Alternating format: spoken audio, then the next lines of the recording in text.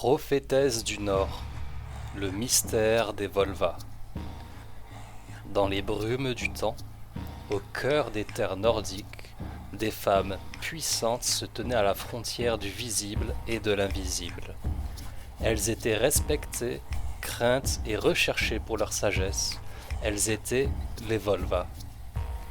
Les Volva, souvent appelées prophétesses ou sages, étaient des femmes dotées d'une profonde intuition et d'un pouvoir spirituel exceptionnel. Au sein de la société viking, elles étaient les gardiennes des mystères, des connexions avec les dieux et des présages de l'avenir. Le nom Volva lui-même est chargé de signification. Il évoque à la fois le bâton ou la baguette qu'elles portaient et leur rôle de voyante ou de prophétesse. Ces femmes, souvent vêtues de capes bleues ou noires, ornées de charmes et de talismans, parcouraient les terres, offrant leurs services de divination, de guérison et de conseil. Leur place dans la société était unique. Bien qu'elles soient en dehors des normes conventionnelles, leur rôle était essentiel. Elles étaient à la fois en marge et au centre, éloignées du quotidien, mais essentielles lors des crises et des moments décisifs. Les Volvas sont un rappel fascinant de la richesse de la spiritualité nordique et de la place spéciale réservée à ces femmes qui marchaient entre les mondes. Leur héritage, imprégné de mystère et de magie, continue de captiver et d'inspirer jusqu'à ce jour. Pour comprendre véritablement les Volvas, nous devons remonter le temps, explorer les racines et les origines de ces femmes énigmatiques. Les premières traces des Volvas se trouvent dans les sagas et les poèmes anciens, où elles sont souvent décrites comme des femmes solitaires, vivant à la lisière des communautés, à la frontière entre la civilisation et la nature sauvage. Les sagas islandaises en particulier regorgent d'histoires de ces voyantes. Elles étaient souvent représentées comme des figures centrales dans les événements majeurs, prédisant des naissances, des morts et le destin des rois et des héros. Si l'on remonte encore plus loin, on découvre que la tradition des Volva pourrait avoir des racines encore plus anciennes, peut-être liées aux chamans des régions sibériennes ou aux traditions spirituelles indigènes d'autres parties de l'Europe du Nord. Avec le temps et l'avènement du christianisme, le rôle et la préception des Volva ont commencé à changer. Elles ont été dans certains cas persécutées ou marginalisées, leurs pratiques étant considérées comme païennes ou hérétiques. Pourtant, même à travers ces défis, la mémoire des Volva a perduré, leur sagesse et leur pouvoir passant à travers les âges. Elles sont le témoignage vivant de l'ancienne spiritualité nordique, une fenêtre sur un monde où les femmes détenaient un pouvoir sacré, où la magie et le mysticisme étaient tissés dans le tissu même de la vie quotidienne. Elles étaient bien plus que de simples voyantes, elles étaient les gardiennes de rites et de rituels, les maîtresses de pratiques spirituelles profondes et sacrées.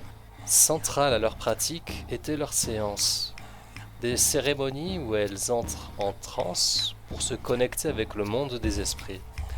Ces séances étaient souvent accompagnées de chants, de danses et de l'utilisation de leur bâton, un instrument rituel qui aidait à guider leur voyage spirituel.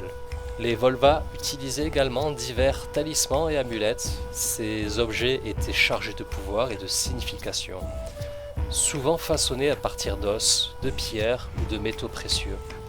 Ils servaient à la fois de protection et de guide lors de leur voyage spirituel. Les herbes et les plantes jouaient également un rôle crucial. Certaines Volva utilisaient des plantes hallucinogènes, comme l'amanite tumouche, pour faciliter leur vision et leur voyage dans d'autres mondes. Cependant, ces pratiques n'étaient pas sans risque, et seuls les plus expérimentés osaient s'aventurer dans ces états altérés de conscience. Outre la divination, elles étaient également sollicitées pour des rituels de guérison, de protection ou pour bénir un nouveau-né. Leur sagesse et leur connexion avec le divin les rendaient essentielles dans de nombreux aspects de la vie viking. Les pratiques et rituels des Volva nous offrent un aperçu fascinant d'une spiritualité profondément racinée dans la nature, le cosmos et les mystères de l'inconnu. Elles étaient les médiatrices entre le monde des mortels et celui des dieux, guidant leur peuple à travers les tempêtes de la vie. Ce n'étaient pas de simples figures isolées, perdues dans les forêts ou les montagnes de la Scandinavie ancienne. Elles étaient des piliers de leur communauté, et leur influence s'étendait bien au-delà de leurs séances ou rituels. Dans la société viking, la parole d'une Volva était souvent considérée comme sacrée. Lorsqu'elle parlait, que ce soit pour bénir, prédire ou conseiller les chefs, les guerriers et les simples villageois, écoutez avec respect et attention. Cette influence est clairement illustrée dans les sagas et les épopées, où les Volvas jouent souvent des rôles cruciaux. Elles sont consultées avant les grandes batailles, lors des couronnements ou lors des crises. Leur pouvoir n'était pas seulement spirituel, mais aussi politique. Malgré leur statut élevé, elles se tenaient souvent à la périphérie de la société. Cette position liminale leur donnait une perspective unique, leur permettant de voir au-delà des préoccupations quotidiennes et d'accéder à des vérités plus profondes. Leur influence s'est également étendue à l'éducation et à la transmission des traditions. Elles étaient les dépositaires de l'histoire, des légendes et des mythes, transmettant leur sagesse aux nouvelles générations. Étant des ponts entre le monde des hommes et celui des dieux, entre le présent et l'avenir, entre la terre et le ciel, leur influence culturelle et sociétale est un témoignage de leur importance et de leur pouvoir dans le monde viking. Pour pénétrer le cœur des Volva, il est essentiel de comprendre leur spiritualité. C'était une spiritualité enracinée dans la terre, les étoiles et les forces invisibles qui tissent le destin de tous les êtres. Elle croyait fermement en un cosmos interconnecté. Pour elle, tout était lié. Les hommes, les animaux, la nature, les dieux. Cette vision holistique du monde était au cœur de leur pratique et de leur sagesse. Elles avaient une relation particulière avec les Nornes, les déesses du destin dans la mythologie nordique. Les Volva cherchaient à percevoir les fils du destin, à comprendre le passé, le présent et l'avenir, et à offrir des conseils basés sur cette compréhension profonde.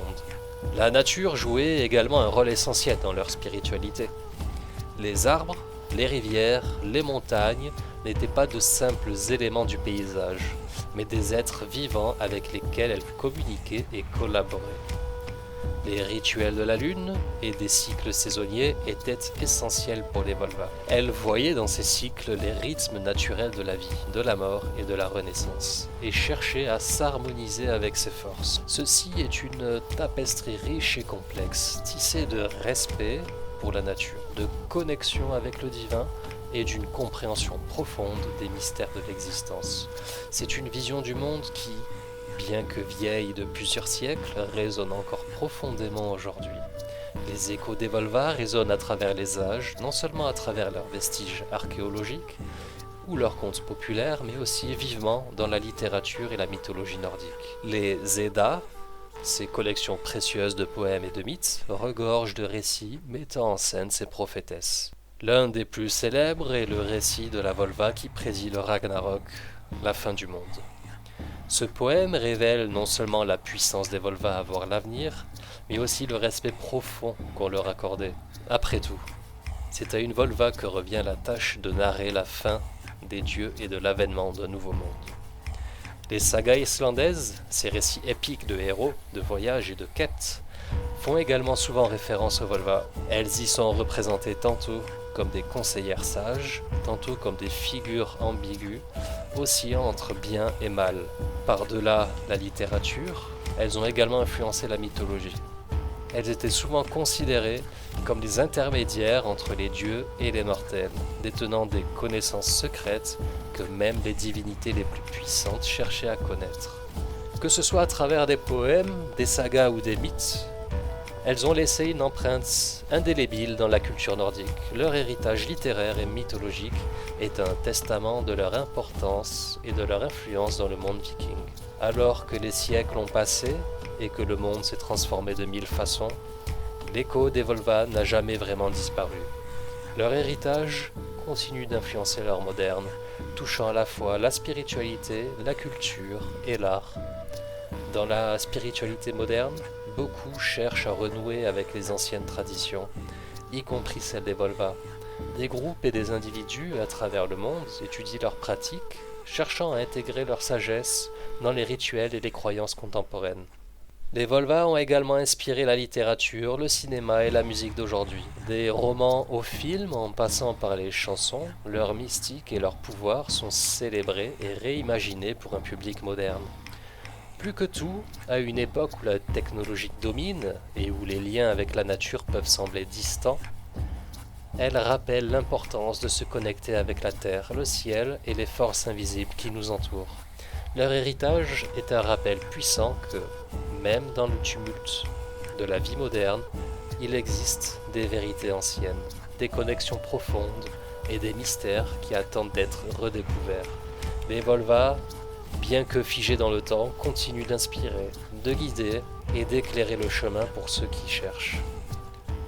Comme les étoiles brillant à travers les âges, l'esprit des Volva demeure, un phare lumineux dans le vaste océan du temps, illuminant notre quête éternelle de compréhension et de connexion.